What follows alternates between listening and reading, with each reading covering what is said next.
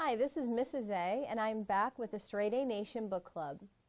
For this month, March 2015, I've chosen an incredible book called Life Without Limits by Nick Vujicic.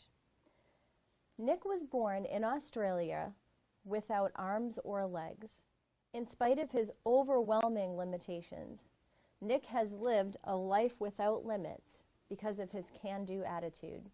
Nick was determined from a young age that he would become an independent adult, and he went on not only to have his own apartment where he would get up every day and with the use of a special wheelchair and all kinds of other special inventions that he made, he was able to groom himself, get dressed and get ready every day, hold down a job, and even swim.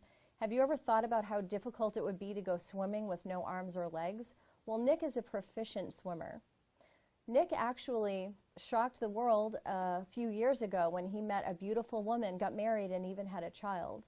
What I like about Nick's story is that it's so transparent, and he admits that at some point in his life, especially around the teen years, his handicap really got him down. He was extraordinarily depressed, but because of his incredible attitude, he had the victory in his life, and he's gone on to be an incredible adult, incredible speaker. He travels the world encouraging audiences that no matter what their handicaps or problems are, that they can overcome if they have a positive attitude.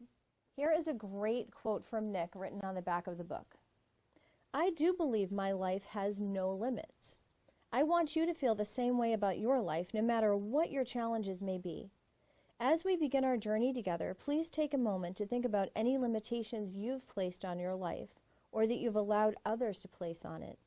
Now think about what it would be like to be free of those limitations. What would your life be if anything were possible?" On top of reading this wonderful book out loud, I highly recommend that you search Nick's name on YouTube, because there you will find a plethora of really exciting and inspirational videos. So I suggest that you go and pick up this book and read it out loud as a family, which I talked about last month.